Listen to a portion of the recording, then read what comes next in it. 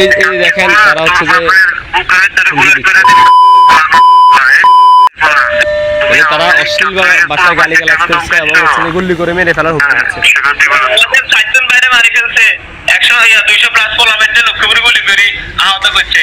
আমরা করে সময় দিব আমি আমাদের যে 10-12 নেতা কর্মীদের আসলে 24 গণ অভ্যুত্থান পরবর্তী সময়ে আমাদের জুলাই গণ অভ্যুত্থানে আমাদের লক্ষ্মীপুর জেলায় স্পোর্টে প্রায় 4 জন ভাই শহীদ হয়েছেন, 200 প্লাস আমাদের সহযোদ্ধা গুলিবিদ্ধ হয়েছেন।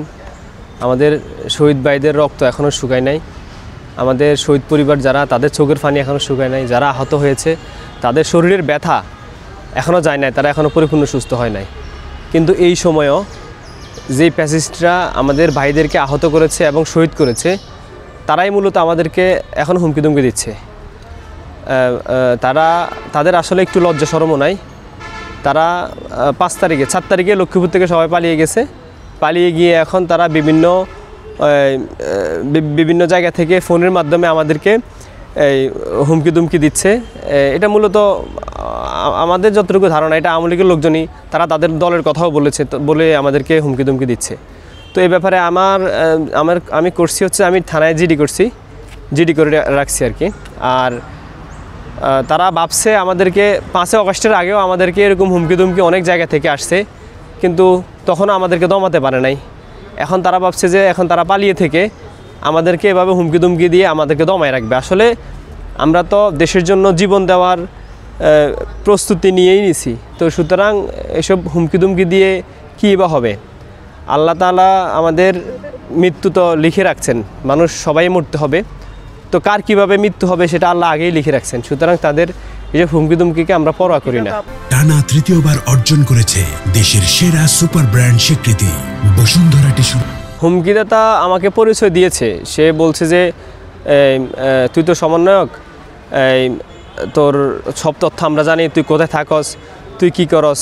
হ্যাঁ, তারপরে আমি বলছি যে আপনি আমার সম্পর্কে এত কিছু জানেন কিভাবে, বা আপনি আমার নাম্বার পাইছেন কোন জায়গা থেকে। তার সাথে আমার আসলে লং টাইম কথা হয়েছে, পুরোটা রেকর্ড হয় নাই।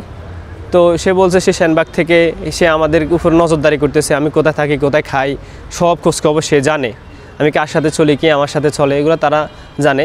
এছাড়াও এই ফোন কলটা হয়তো মিডিয়াতে গেছে, কিন্তু এর আগেও বিভিন্ন সময় বিভিন্ন নাম্বার থেকে ফোন দিয়ে গালিগালাজ করা হতো, তোকে মেরে ফেলবো। তারপর হচ্ছে যে আমাকে মেসেজের মাধ্যমে আমার ফেসবুক আইডিতে বিভিন্ন ফেক আইডির মাধ্যমে গালিগালাজ করতো এবং হচ্ছে যে হুমকি মেরে ফেলবে, তুই বাঁচতে পারবি না, এরকম হুমকি অসংখ্য দিত। কিন্তু তখন কখনও তাদেরকে আমরা ওইভাবে পাত্তাও দিই নাই, অনেকে মেসেজ দিতে ব্লক করে দিতাম। কেন বারবার আমার দিকে, সেটারও কারণ আছে। আসলে বর্তমান প্রেক্ষাপটে রাজনীতিতে বলেন বা সামাজিকভাবে বলেন, যদি সৎ পথে টিকে থাকাটাই হচ্ছে সবচেয়ে বড় চ্যালেঞ্জ। এবং বিভিন্ন সময়ে আওয়ামী লীগের লোকজন বিভিন্ন কেন্দ্রিক আমাকে পার্সোনালি আমাকে অনেক সময় বিভিন্ন টাকার অফার করছে। এখন ওই সময়গুলোতে আমি টোটালি তাদেরকে ডিরেক্ট বলে দিছি যে আমি আমার শহীদ ভাইদের রক্তের সাথে গাদ্দারি করতে পারবো না, আমি আমার আহত ভাইদের রক্তের সাথে গাদ্দারি করতে পারবো না। তো আমি সবসময় রিজেক্ট করে দিয়েছি এবং যে কোনো ইস্যুতে আমি ভয় না পেয়েই বেশি প্রতিবাদ করার চেষ্টা করছি। এখন তারা কেন বারবার আমাকে হুমকি দুমকি দিচ্ছে, এটা তো ভাই তাদের বিষয়।